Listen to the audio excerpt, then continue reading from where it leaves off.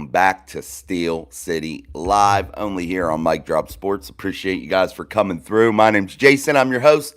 As always, hit that like button as we continue to move through the show. And this is a special Saturday edition as we continue to move through training camp, stacking days, guys, every day. Hopefully getting a little bit better. And I got to say, one thing that's quality about this camp so far, you're not seeing players take monster steps backwards each day, and that has to be a big plus so far for this Steelers football team, because that's the whole idea of training camp. That's the whole idea of the off season.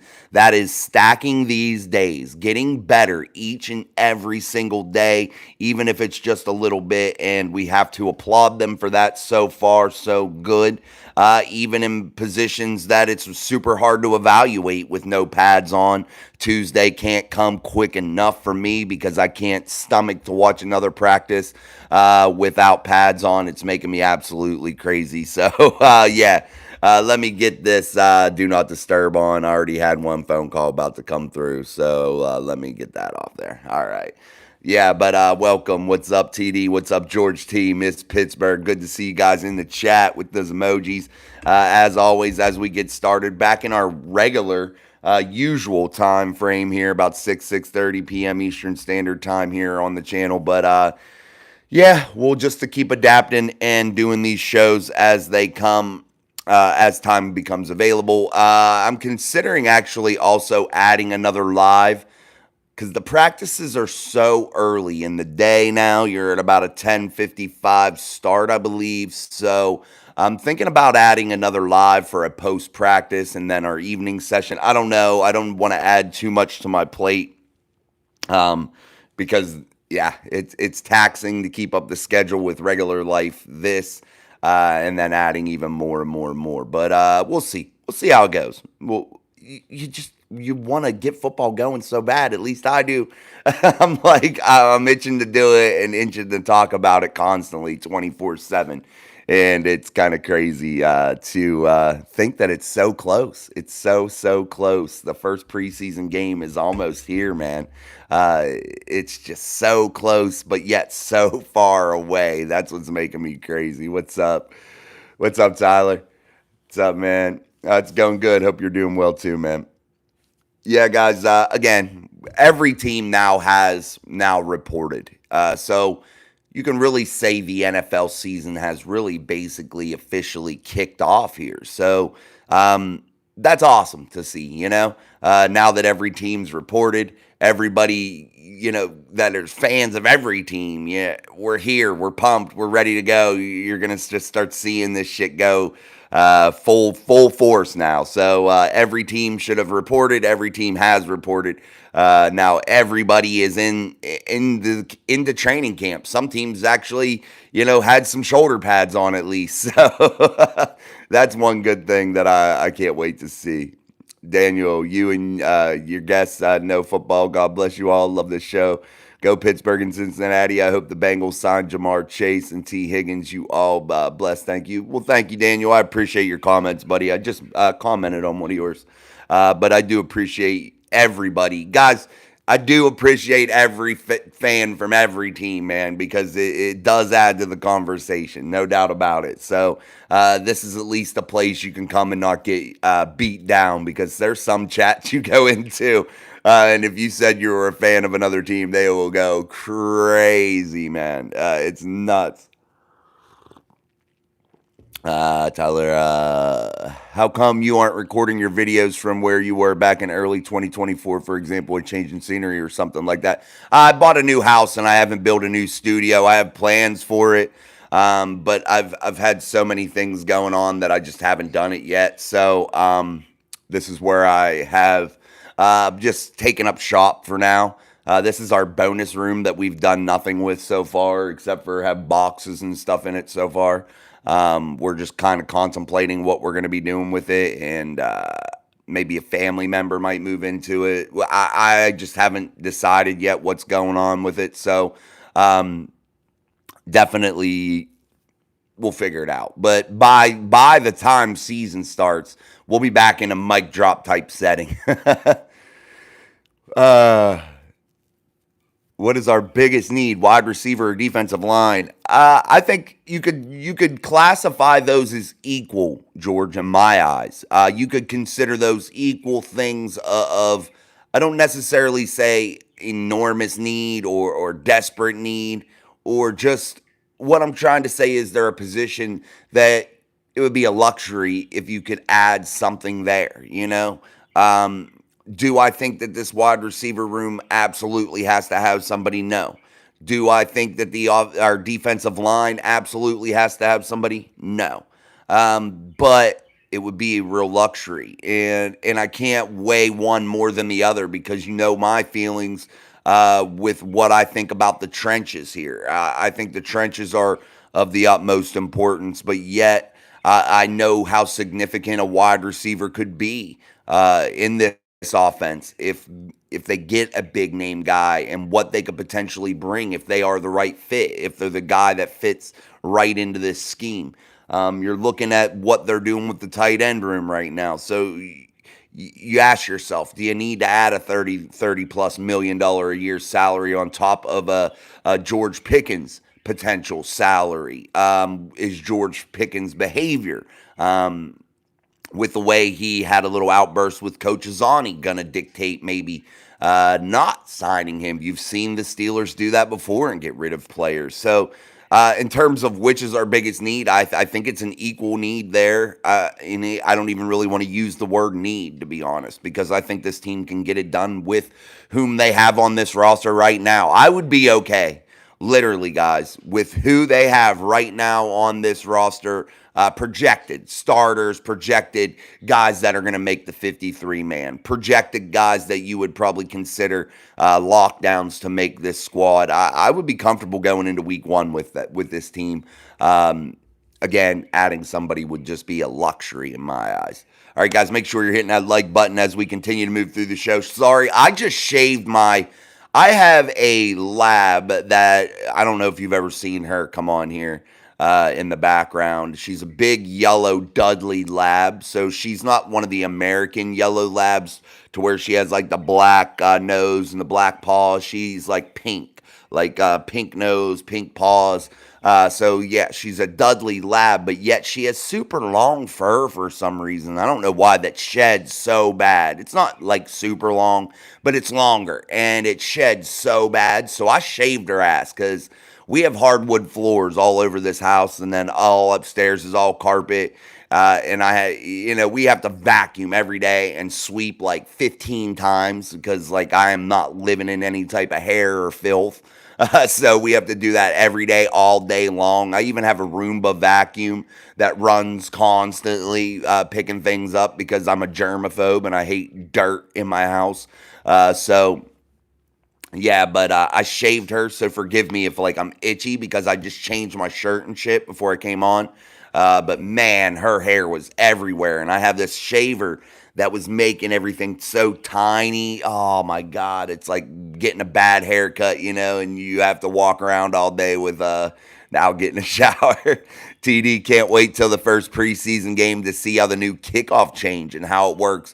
I am too, TD. I'm very excited for that. I think that is going to be a really high value play now. I really, really, truly do. I think that's one rule that they have considered adopting, they have adopted for at least this season, that from another league, that I think is going to bring real value. I think that literally this is something that this league needed because you got to the special teams portion, and the only thing that really mattered were field goals. Everything else was kind of non existent in the special teams realm. Well, punts too, punts and field goals. But the special teams game was kind of taken out other than those two things. Onside kick, non-existent. The regular kick, non-existent, really. Just touchback, touchback, touchback. No returns. It just felt like they were just so minimal with the special teams that they were basically not even really part of the game. But boy, we as Steeler fans know how bad not having a good punter hurts, man. And we saw that happen. But I'm definitely excited for the new kickoff, the new rules. I'm excited to see who makes this team in a special teams role. Also, I think that that's going to change the complexity of the special teamers in terms of which personnel you want to bring in, because you're going to need some bigger body guys. You're going to need some guys that have a little bit more thump to them. You know what I mean? Whenever you're building these kickoff units and things of that nature. So you're going to need to maybe alter how you choose guys a little bit. Me too, TD. Tell her I literally had no clue you bought a new house. My belated congratulations to you on the new. Thank you, man. Appreciate it. Yeah, it's this house, man. I kind of regret buying it because it is just so much upkeep, man. It's literally like a 24/7 job, man. It's ridiculous. Daniel Warman. Tom, I agree. It's going to be different. I bet the helmets are going to change also. God bless you. Yeah, maybe. I look for the helmets to always keep changing. We just got new helmets for our kids this year. The guy that runs our team, Frank, he went out and found a good price on Rydales. If you look at the insides of the helmets, they are definitely a little bit different than how they were back in the day whenever I was a youth football player and stuff. They definitely seem way better. We're having a little bit of a rough time in an adjustment period right now, trying to figure out how to get them to fit perfectly to their heads, because you have the air, your pumps and all that, and the way the pads sit, the way the face masks and everything are, just trying to get a good fit for the kids. But we're working it out. But they are very nice. He got a great deal on them, so we're really pumped to have them for our kids this coming season. I never knew you had a dog. I got two dogs. I got two big labs, man. They're 200-pound worth of dogs, basically. They each about 100-pounder. What's her name? No, I'm not breeding them. I already got them fixed. One's named Sadie and one's named Nala, like the movie Lion King. What about moving Cordell Patterson back to wide receiver? In fairness, that's what his primary position was when he first was drafted in 2013 by the Minnesota Vikings. I think Cordell Patterson has evolved into what he is now, and that is a multifaceted, a versatile type player, a player that can do special teams at a high level. Especially in the return game, and a guy that can play out of the backfield and be a receiver out of the backfield, also off the line of scrimmage. So you look at Patterson and you say to yourself, I hope that he can get healthy enough now, since he started out without being a participant. So we'll see how that goes. I'm not sure what the deal is with him. I try to stay out of the injury bullshit a little bit early in camp, because sometimes you see veterans be listed out and shit like that to where they're not doing as much, and then you worry about injuries with them, and really in reality it's just management of repetition for them. So I try to stay out of it a lot unless it's a major injury. So we'll see how Patterson starts to work into the fold here, but I definitely think he could be a valuable asset, and I wouldn't want to limit him just back into the wide receiver role when I think he's playing three different roles now, and I think that that's what you're looking for when you brought a guy in like him. That's exactly what you were looking for. You want a guy that can do it all. Mike Tomlin especially values guys that have versatility. In some instances, I think that that's a really good thing to have a lot of versatility. And then some instances, I think it's a little bit too much for what you're looking for. I think you're looking for a guy that can do one thing really, really well, and you need that guy sometimes. So, yeah, it is what it is. But I think Mike Tomlin values that a great deal, and that's why they bring a lot of those players in. And also, you look and see they brought a lot of players in, too, that were familiar with Arthur Smith's system. So that is something that you see a lot happen whenever new coordinators go from other teams to a new team. They bring in players that have a little bit of familiarity with their system in order to help facilitate the learning process amongst the rest of the guys, because you want guys that are able to know what's going on, to be able to go out there and demonstrate exactly what you're looking for in a rep. So, yeah, you're looking for those guys to be brought in. You see it all the time throughout the NFL. Daniel Warman, Pittsburgh is going to surprise the NFL. They play aggressive, hit hard. Mike Tomlin is a great coach. I can't wait till Thursday. Is the game on regular TV? That I do not know, Daniel. That is going to be the Hall of Fame game. And I'm excited for it also. And if you're a fan of football too, guys, I find myself watching a lot of games that aren't the Steelers. I watch a ton. Once I usually, I've been a bad person here lately and not went to church as much as I need to, but usually I do the church thing and then football all day, or I'm doing my youth football, which is on Sunday. Dude, that pisses me off here in the state of West Virginia. I love my kids. I love to coach my kids, but nothing matters here in West Virginia except for WVU. So literally they schedule these youth games for Sundays. And it's like, dude, WVU, screw WVU. I don't care about them. We do everything on a Sunday. Thankfully, some of the games are close. And if not close, I'll be able to get back before the end of the game. We'll see, man. At the beginning of the season, it's rough for me while our kids are going, but they don't play the whole way through the season, so that's one good thing too. So and our kids have been good the last couple years, so they make it to the championship, so they play to the end. But yeah, we'll see. But man, it sucks here sometimes when they do that shit, scheduling Sundays. I don't know about the game though. I have to look it up and Google it.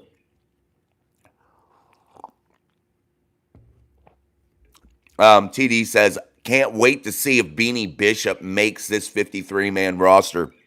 I'm going to go out here right now, TD, and I'm going to say that he does, and I'm going to give that a definitive stamp that he does. You recall throughout this process when the Steelers acquired him, I kept repeating that his style of play fit this defense, man. And when you look at his tape from WVU, it may not totally wow you in every single category when you're evaluating him. But if you look at his style of play and the way Beanie Bishop could fit in the role that the Steelers are looking for. That's the key there. In the role that they were looking for. They were looking for a nickel guy. You see them bring back Cam Sutton. That's probably what they bring him back in for too. That nickel role.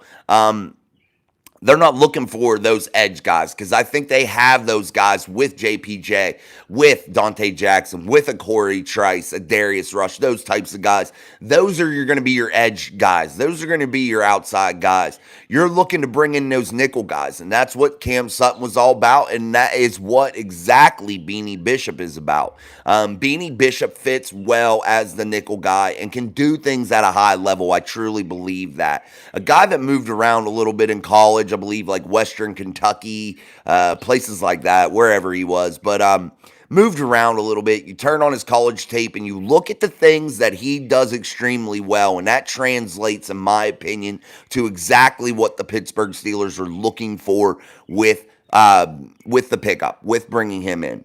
So I'm going to say that he does make this 53-man roster, and I'm going to stamp that with a hard yes.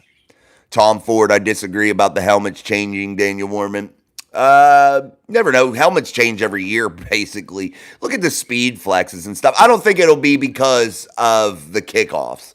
I don't think that the helmets will change for that reason. I think that they just constantly evolve, which sucks, though, whenever you are a youth team or a high school team or, one of those teams that don't have unlimited funds, and these new technologies come out constantly with equipment, and it's so hard to keep up, guys. What it costs us as a youth team to outfit each player is extremely difficult. Coaches end up spending their own money.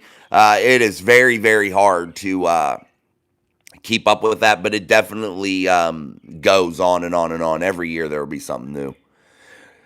Yes, sir, TD, Tom. I think he will make it. I do too. Hi, Danny. Agree with you. Jamie D. What's up, Jason? Steeler Nation. What's up, Jamie D? How are you, my friend? TD with the emojis. Love it, Jamie D. Greetings from Frederick, Maryland. I'm in enemy territory. Ravens fans all over. Jamie, I lived that life too, buddy, for a long time. When I was in the military back in the day, man, outside of Delaware, I had Eagles and Ravens fans everywhere, man. It was crazy. Redskins. It was a melting pot of people, man. Definitely. But Frederick, Maryland, awesome. You're not too far from us either. From here, anyway, from where I live. Danny George. Yes, George, love those Mountaineers. Tom Ford, another might change possibly with the uniforms, but they never went far from the original design.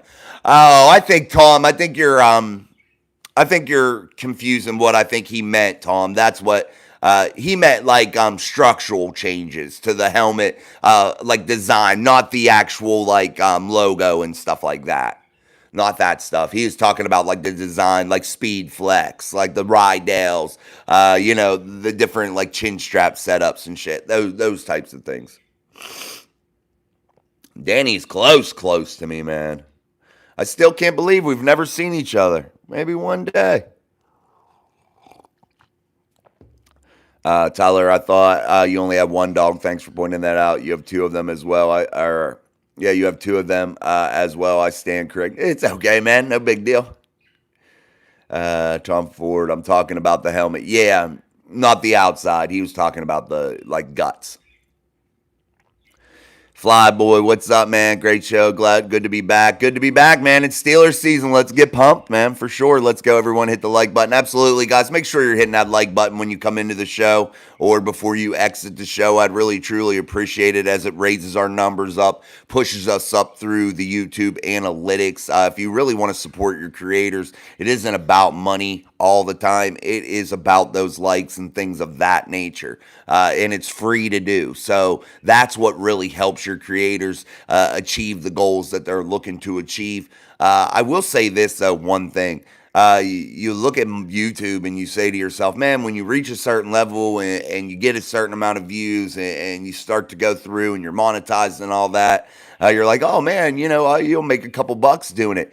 YouTube gashes you, bro. Gashes you. It's crazy. Not only on top of YouTube gashing you, at the end of the year, you got to pay taxes on this shit if you make over a certain amount, too, which is crazy. Say I get a $5 super chat, guys.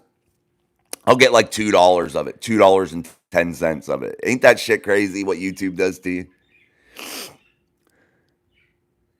Yeah, I like a lot of new people, man, Tom. Yeah, a lot of people are coming in with different time changes, man. It's so cool, man. I really hope that throughout the season this year, here in 2024, we get a ton of fans from many different teams just talking so much football. Yeah, I'll always be partial to the Steelers. That's what this podcast is centered around in my eyes, but definitely would just love to get the insight from other people from their teams, too. Flyboy, it's interesting year. Can't wait. I don't like the kickoffs, but it is what it is. I'm really excited about the kickoffs. I think it's going to add a dynamic to a dead play. And you don't want to see dead plays. You want every play to mean something. You know what I mean? And that wasn't happening with touchbacks and the bullshit of just kicking it out of the end zone. The onside kick was non-existent anymore. You would see like one recovered a year or some shit, barely any. It just was a non-existent play. And you look at the kickoffs and you say to yourself, how do you make them better? I think this is about the only way you can make them better. Short of penalizing them for kicking it out of bounds or out of the back of the end zone to create more plays in terms of them returning the ball. But then you look at the player safety that they bitch about. Not wanting the high speed collisions. So you shorten it up, you look at it that way. I think it'll be okay. It is a 1-year trial. So we have to remember that about all new rules, guys. They adopt them immediately for the 1-year trial. And then at the owners' meetings, they will vote on that rule to see if it stays. So this could potentially be something that's here for 1 year. We've seen it happen before with other rules. Let me get another drink, guys.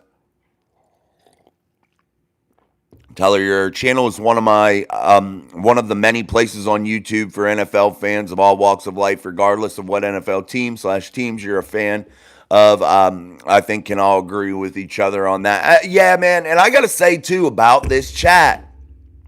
We do get some jackwagons in here sometimes, but the OGs, the people that are in here all the time, are really good people, man. Really good people in the chat. They respect each other. They can disagree and not talk crazy shit to each other about it.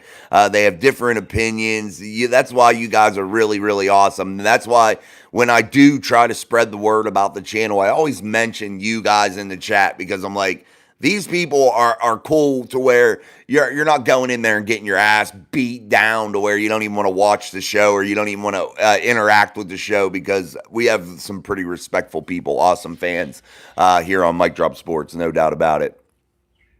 TD, anything new happen in camp? Haven't been online much today, painting and renovating the house this weekend. Well, man, that's awesome, TD. I, too, was doing a lot of shit today, too.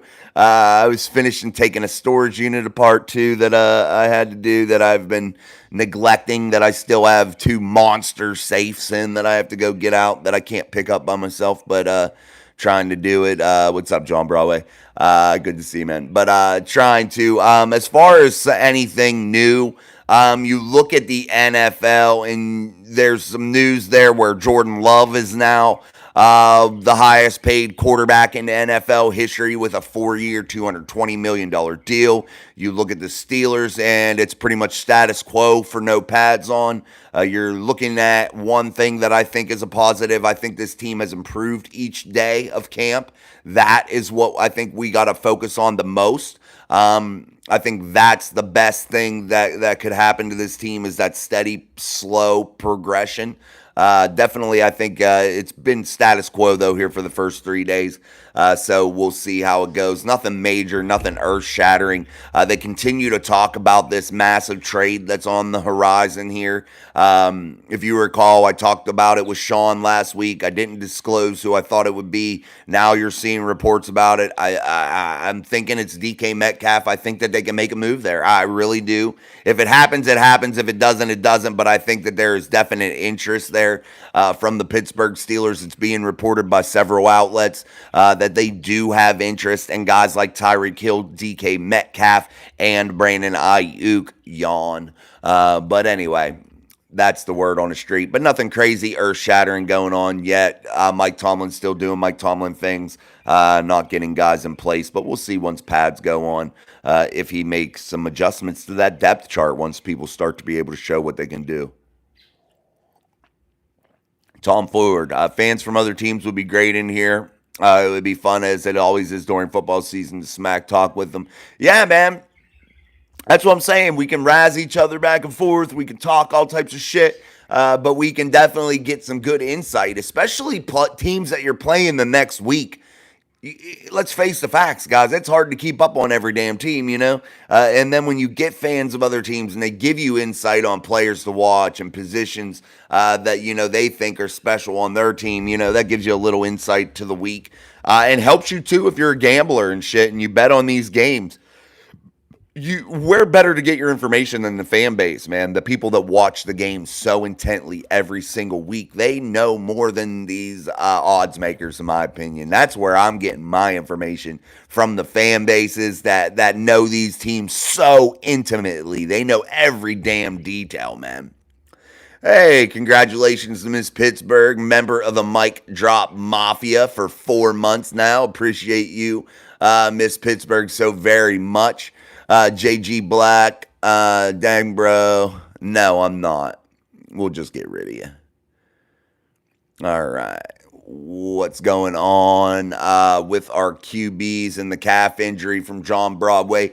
I wouldn't even blow that one out of proportion, John. I think that it's going to be okay. You'll see Russell Wilson next week, probably once the pads come on. So that'll be about Tuesday, Wednesday time for probably Wednesday. You're looking at those pads coming on. That's probably when you'll see Russell Wilson, either Tuesday or Wednesday. That'll be his first appearance, probably at training camp in a active role, in a participating role. As of right now, you're seeing him take reps before practice and during with, the equipment managers and training staff and things of that nature throwing the ball. You're seeing him take mental reps. And I actually think that this works to the Steelers' advantage, having Justin Fields out there taking reps with the ones, allowing him to get comfortable with those guys a little bit to just see a little bit of what he got. I know you can't evaluate him just yet because it's really super hard when there's no pass rush, no pads. You're going to need to see him in a preseason games, but he needs these reps also, guys. This is a new system for everybody here.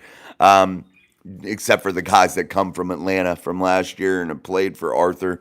But definitely, it's a new system. You need the mental reps too. So this time right now, it's good for those types of things. No pads, just helmets.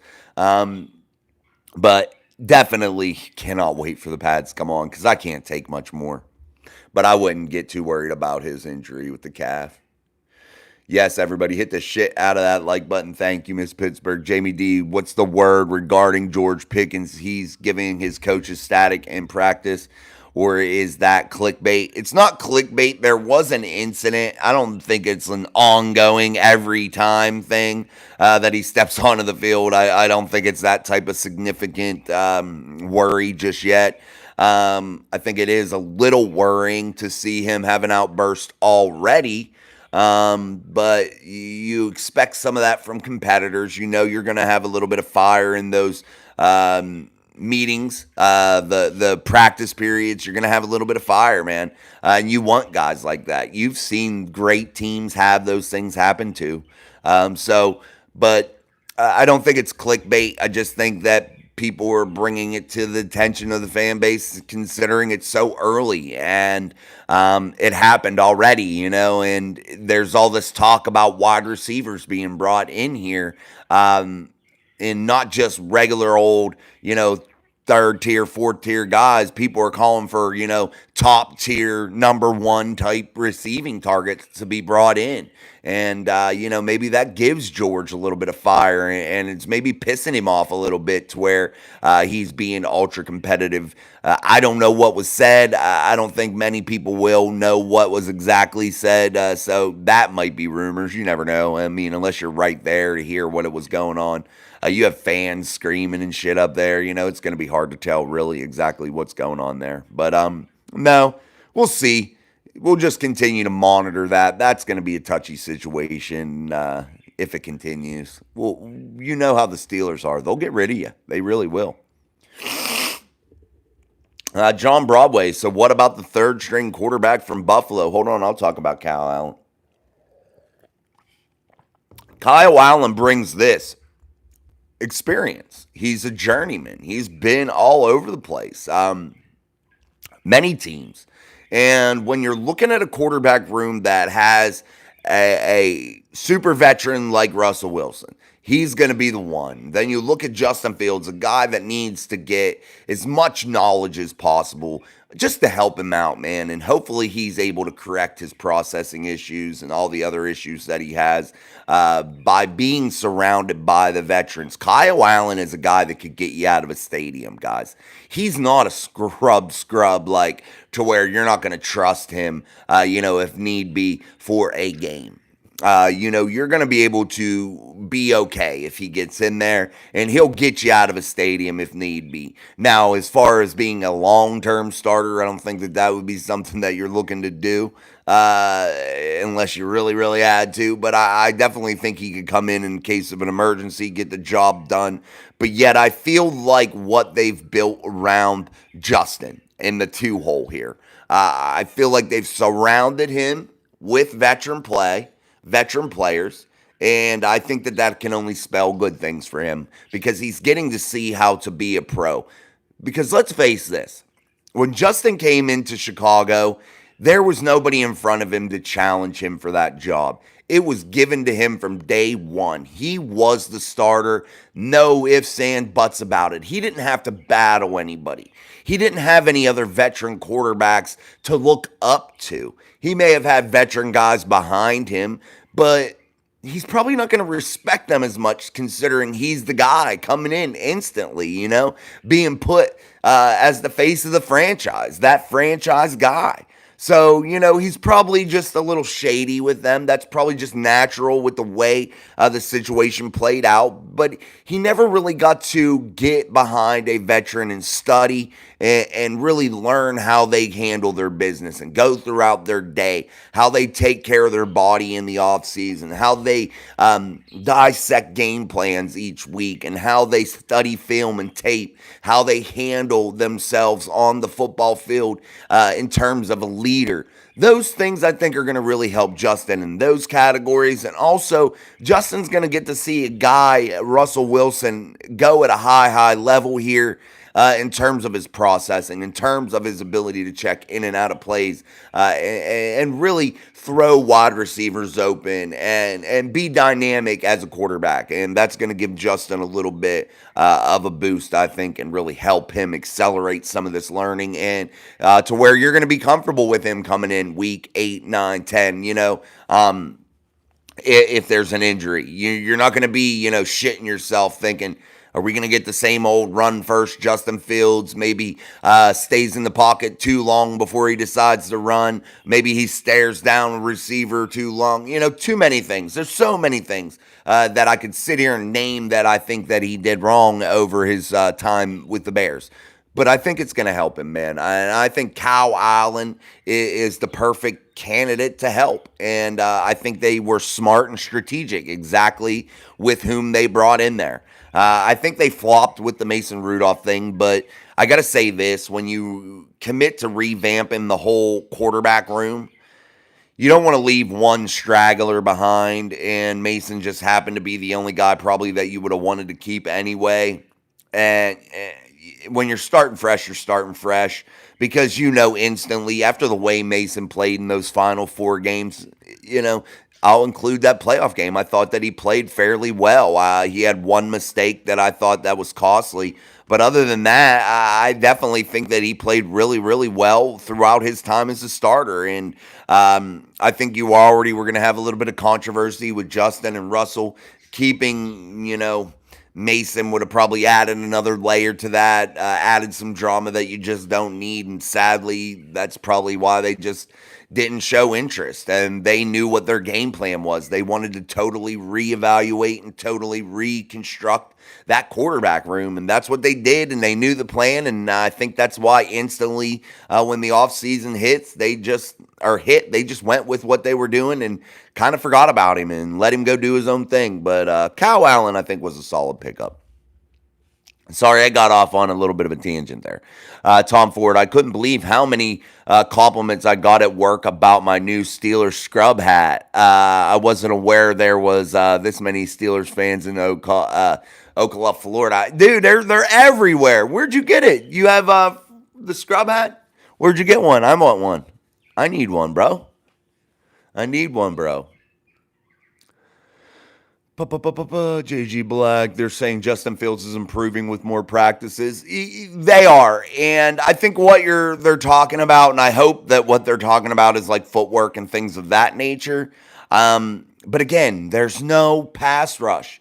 There is a pass rush, but he knows he's not getting hit. He knows he doesn't really have to elude them in any real major crazy way to run for his life, But I hope he's getting better, man. Fingers crossed. I think he is getting more confident. That's what I think that he's getting. More confident being out there, throwing to those guys with confidence. I think that was something that he lacked a little bit in his throwing game.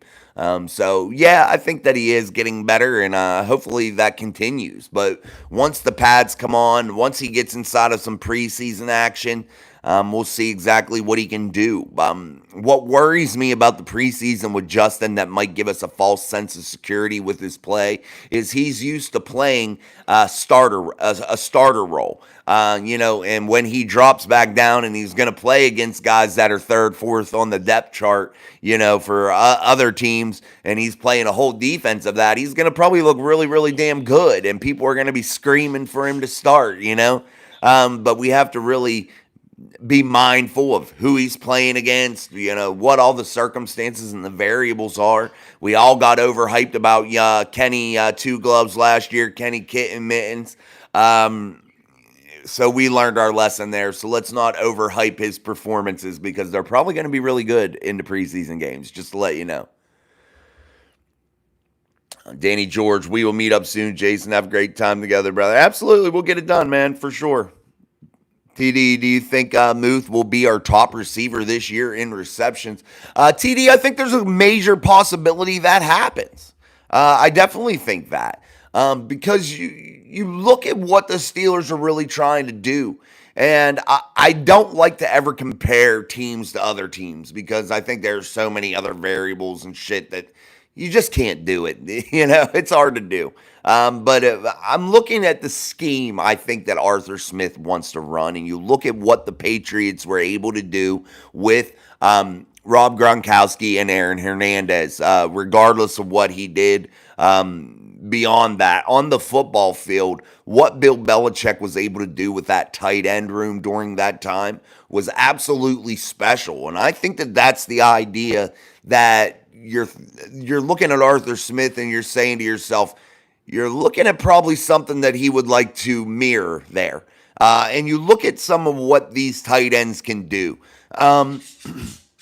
You're going to have two different skill sets, I think, in this tight end room, too. You're going to have a big body box out type guy. You're going to have a more of a prototypical type wide receiver, but a bigger, a little bit slower type wide receiver in Pat Freiermuth.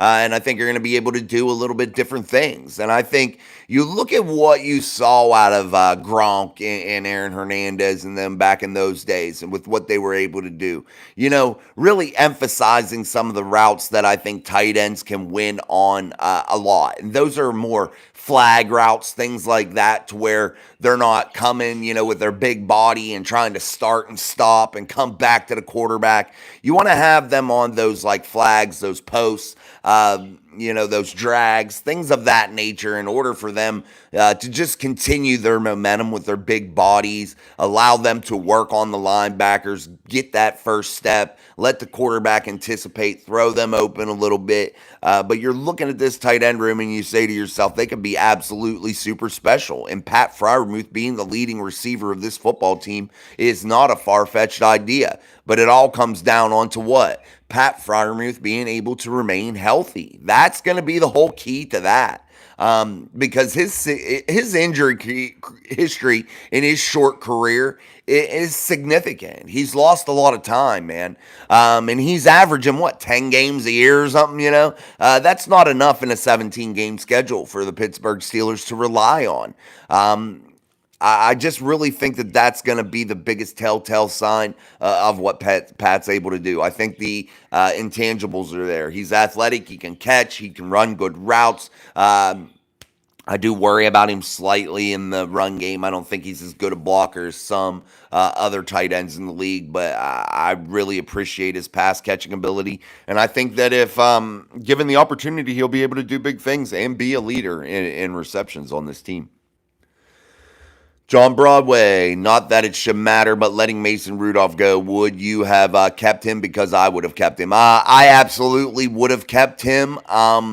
When the Russell Wilson situation, though, came up and he became available to teams at that type of rate of pay, super cheap, it's hard to start a Mason Rudolph over a Russell Wilson. And I hate to say that because I think Mason Rudolph got a raw dog deal here.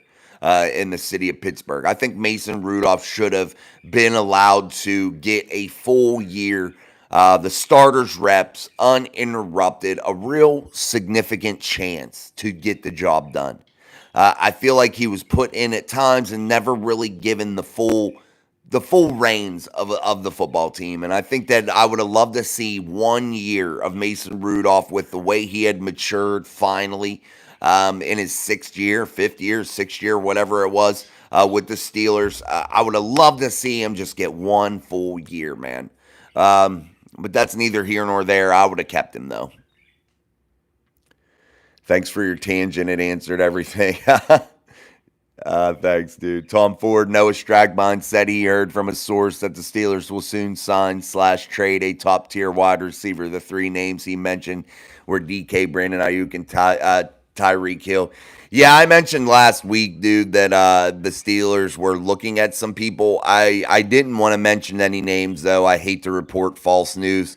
Actually, that report came from DK Pittsburgh Sports, not Noah. Noah gives credit for to DK where that came from on his show. I did hear that. I don't get a chance to watch Noah. I like him a lot. I don't get a chance to watch him very much though. Him and DK, I like them both in terms of watching them. You know what I mean? And listening to their Steeler content, but. Yeah, I don't get a chance, but yeah, that's starting to come out now. And I told Sean last week that DK Metcalf is the guy that I think the Steelers are really actually trying to go get. I really think that the odds-on favorite has to be DK Metcalf. And I know you look at the contracts, you look at all the variables involved in a trade for DK, and you say to yourself, it probably doesn't make as much sense as other trades may make. But man, I really think that he fits in the puzzle well. And I think that definitely it's something that the Steelers should really be entertaining. And as a matter of fact, I know they are trying to entertain that. And I wouldn't be shocked, guys, if you do hear a big name guy getting signed. The thing is here is, are these other teams willing to dance? Are they willing to play and become a trade partner? That's the real question here for us as Pittsburgh Steelers fans. As the franchise tries to find somebody, it's going to be all about these other teams and what kind of value they're looking for to get these guys traded off. Now, here's another thing, though, that I like waiting. How Omar is waiting this thing out. As time pushes toward the season, teams that may want to cut some weight out of their salary cap, that may want to execute a trade due to a long-term plan that they have in order to gain draft capital and things of that nature, in order to do something that they see coming down the pipe down in the future, they become a little bit more easy to deal with as we get closer to the season, as we get closer to more of a kind of a pretend type deadline in these guys' heads as they're moving through training camp.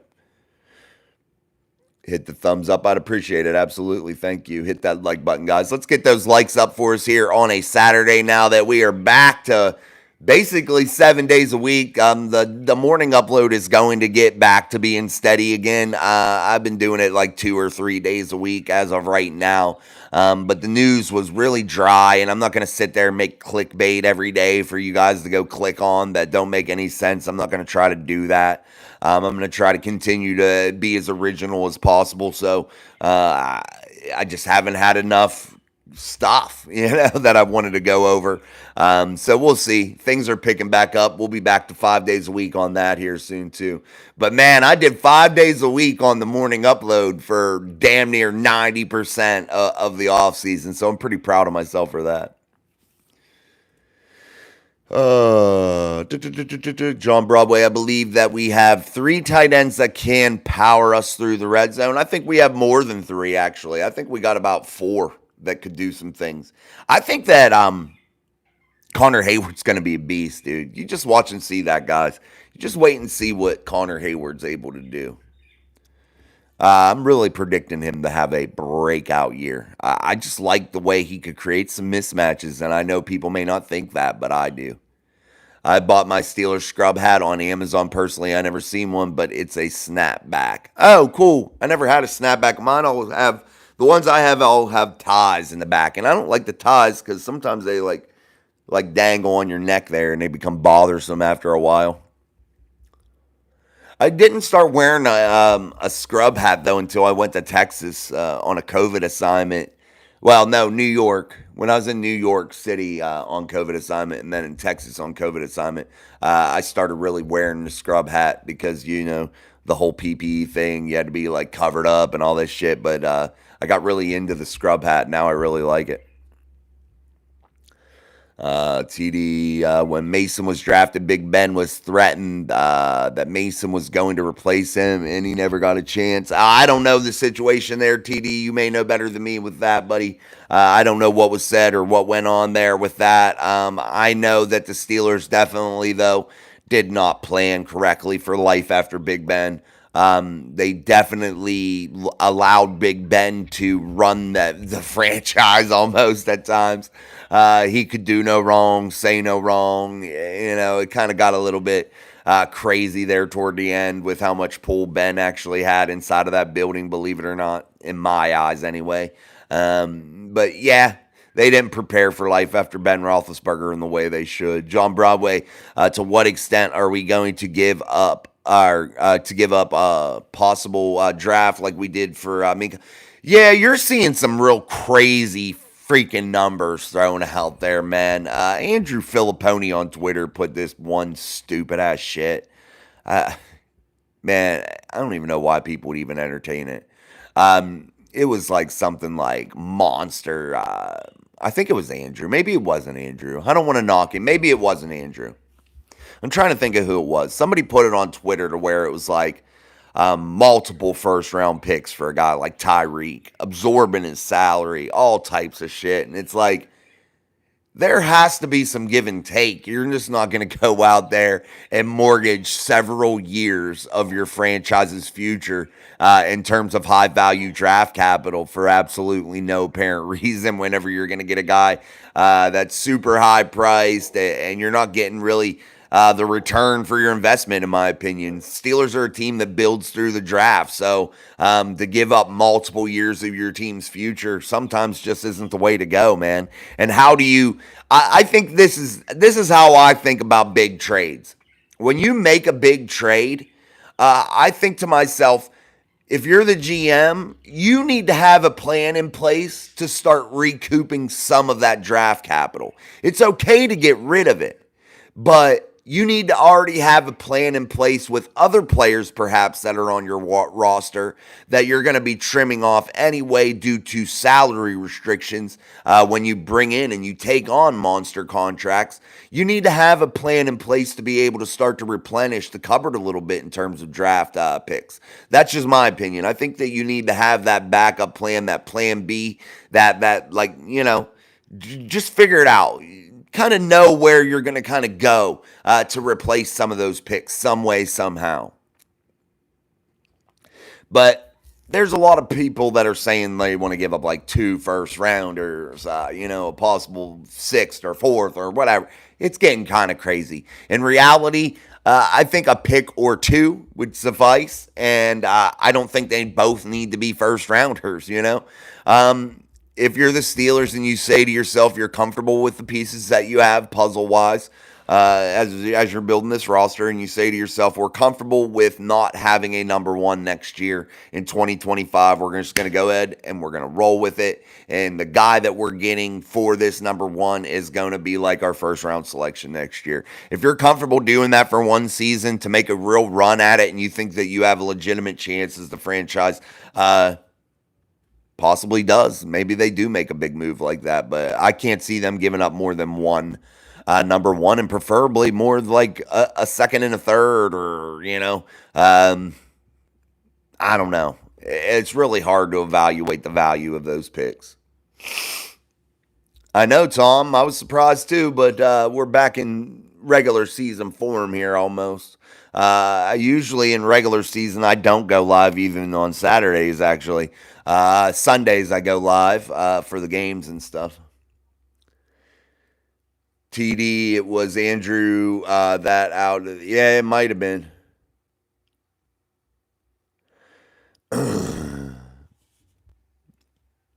Wave those towels for Miss Pittsburgh. Tom Ford Mason did get a chance that year. Roethlisberger was out a season when the Steelers had Duck Hodges. He had an injury in there, Tom. I wouldn't call that a legitimate chance.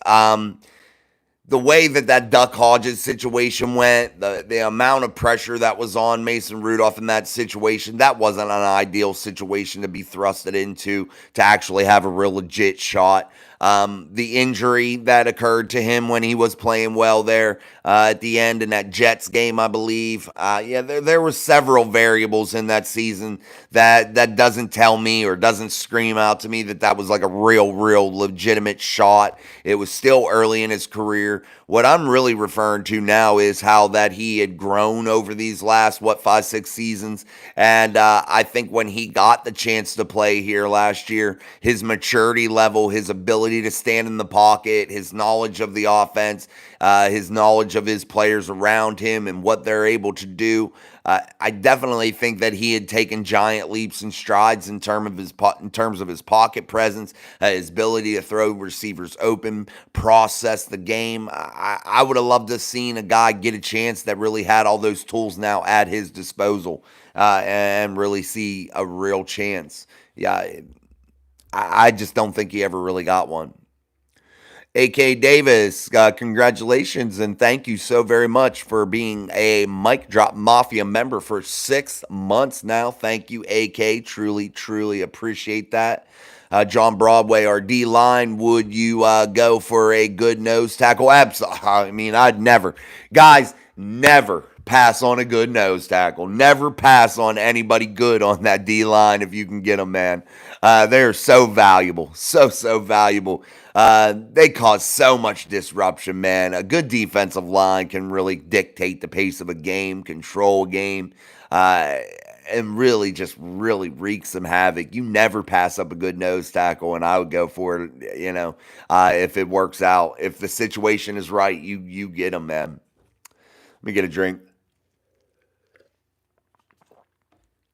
TD says, if we get DK, I think this team could be scary. I think this team could be good without DK too. But you're right. I think if DK comes to this team, I think he adds something different. I think that's what he's adding, something that is different from what they have. I don't know. I just feel that he is the most different as opposed to what we have in that room right now with all the guys they're talking about bringing in. I just think he provides the most versatility. If you're looking at, adding a certain guy, and then you look at the wide receiver room as a whole and you say to yourself, now that's a versatile room, I just feel like that. That's just my opinion. I miss Casey Hampton from John. Yeah, me too, man. The big snack. I definitely miss the big snack, dude. God, I miss the big snack, man, in a big way. Let's look at Steelers news here of the day as we move through. Rodney Williams went down today at training camp. That's a Pittsburgh Steelers tight end. If you recall last year in the Baltimore game, he was the one that recovered the fumble after the block punt in the end zone after Miles Killebrew blocked that punt in that game that the Steelers went on to beat the Baltimore Ravens in the fourth quarter of that football game. But Rodney Williams, this is according to Noah Strackbine from All Steelers Talk. I think this is one of his Sports Illustrated articles talking about Rodney Williams and let me see what injury it was. Let me see what Noah said. Scary moment as tight end Rodney Williams went down with an obvious shoulder injury after catching a ball across the middle. That's according to Noah Strackbine from All Steelers Talk. So there is an injury there to one of those tight ends. That's something that the Steelers are probably going to lean on a lot is tight end room, man. So you don't want to see any of those guys go down because you want to keep that depth, guys. Depth. Trenches. Those are the two things that any football team, if they focus on and keep that as their foremost thought in their head, those two things all the time, trenches, building the trenches, and really keeping the depth on the football team solid. I think that is the recipe for long-term success, man, and the recipe for a successful season, period. Let's continue to look at any Steeler headlines that are out there. Again, they're talking about Beanie Bishop in some articles also. We've went over that already. You're looking at anything else here? Nope. Najee Harris stuff, the DK Metcalf, Ayuk things. Um, nope. That's about it, guys. There ain't no. I was just looking for any real headlines. Let's check NFL news to see if there's anything out there. Aaron Rodgers congratulates Jordan Love on being the highest paid quarterback in the NFL. Who gives a shit? These contracts are out of freaking control with the quarterback, bro. Dude, this is the one that I seen that was outrageous. Let me say that. Stephen Jones says Cowboys sent CeeDee Lamb updated offer on Friday. And they're talking about CeeDee Lamb possibly being a guy that could get out there. And people are like, would you give up 3 years of first round picks for CeeDee Lamb? Hell no, bro. Hell no. Hell no, I wouldn't. What's up, Jonathan Taylor? Tom Ford, when the Steelers drafted Juju, he was a really good wide receiver too. When AB left and Juju became a wide receiver one, he was bad. I hope the same doesn't happen with Pickens. Yeah, and that's something too, Tom, that you always got to worry about with the wide receiver room as your roles change. A guy that plays in one role may not be able to transition into a different role, you know? Definitely, it's something to think about. I don't think that for George, hopefully. But definitely there's potential for that to happen, man. And you really want to keep an eye on that. And hopefully that doesn't happen. But you're looking at other guys, hopefully, to step up too. I'm really excited about Roman Wilson, man. I really think that he can shine. But the guy I think I'm most excited about is probably Calvin Austin and Van Jefferson, both probably equally, because I think Van Jefferson can be really, really good, guys. I truly think that. I think that he really showed that he could play when he was with the Rams, won a Super Bowl, was a productive member of that team, double-digit touchdowns, damn near 1,000 yards receiving, playing with Matthew Stafford, winning a Super Bowl, has experience in the playoffs. Definitely a valuable tool, a valuable piece that the Pittsburgh Steelers picked up this offseason. And I know last year wasn't his best year, but it was with injury, being tossed around to another team after he had got pushed out by, they had Atwood, they had Puka Nakua, they had Cooper Kupp. He just got pushed out of that depth chart, and then the injury didn't help his cause any. He wasn't able to be out there performing. He ended up getting shipped to Atlanta, not able to get to see the field really there. We're not sure what happened with injuries and things of that nature, learning another offense. But now you see Van Jefferson with a full offseason preparing with a football team with the Pittsburgh Steelers, and I definitely think that there is some significant potential there.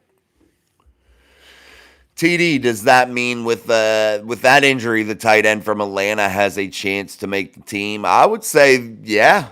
I would see the Steelers maybe stashing Connor Hayward in a different position. Maybe when you're looking at the roster, maybe they stash him as the fullback. I don't know. They have a guy that can make the team as a fullback right now, I think. So we'll see. We'll see how it goes, but there's definitely potential for them to keep four tight ends, I would say. Jonathan Taylor, did Pittsburgh sign Justin Fields too besides Russell Wilson? Yeah. 1-year deal. They brought him in on a trade. They just have him for this 1 year. They declined his 5th-year option, so they will not have him for the 5th year, which was about $27 million. For that season. They didn't pick it up. So Justin Fields and Russell Wilson both on lame duck 1-year deals. We'll see exactly how that goes, man. But right now, Justin Fields taking the lion's share of the reps as Russell Wilson deals with a calf strain.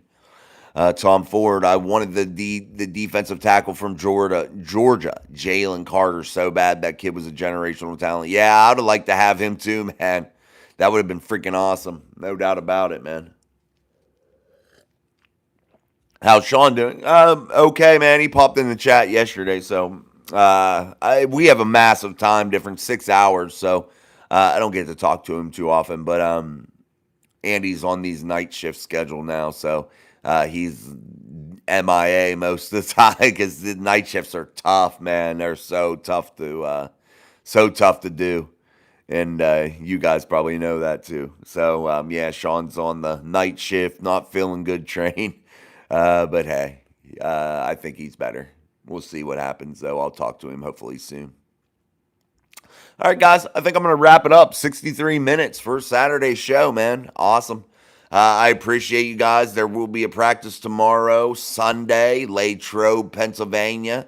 We'll see if there's any news that pops up there of significance. If there is, look for an episode here on Mike Drop Sports.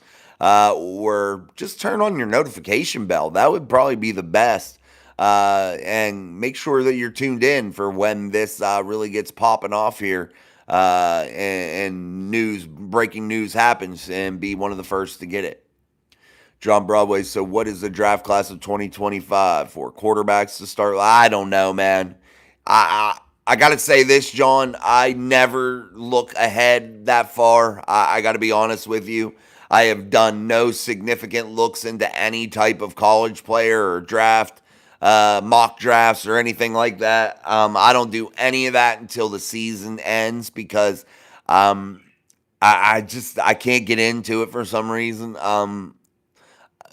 As far as what the Steelers maybe should be looking for, well, that'll depend on if they sign any of these guys and how they play, at the quarterback position. And are they going to need a receiver? I think there's a lot of questions that have to be answered this season before those questions about the 2025 draft can even take place, TD, my daughter works 12-hour night shifts, so yeah, it sucks, man. I like night shifts, though, because I get a lot of time at home, but, because I'll stay up and deprive myself of sleep, but yeah, it is what it is. All right, guys, I'm going to bounce off. You too, Tom. Thank you. Thank you, Miss Pittsburgh. Thank you, TD. Thank you, everybody that was just in the chat there that we were talking with. If you're not subscribed, thanks, John. I appreciate it, man. Thank you, guys. If you're not subscribed, make sure you're subscribing to the channel. Make sure you're liking the show. I'd appreciate it. I know we had more than 15 regular viewers in here today, so make sure we get those likes up. I'd appreciate it. To get that like button hit before you leave. And that's about it. So I'm Jason. This is Mike Drop Sports. Maybe we'll catch you tomorrow. If not, we'll be back Monday. So peace. Thank you, guys. See you.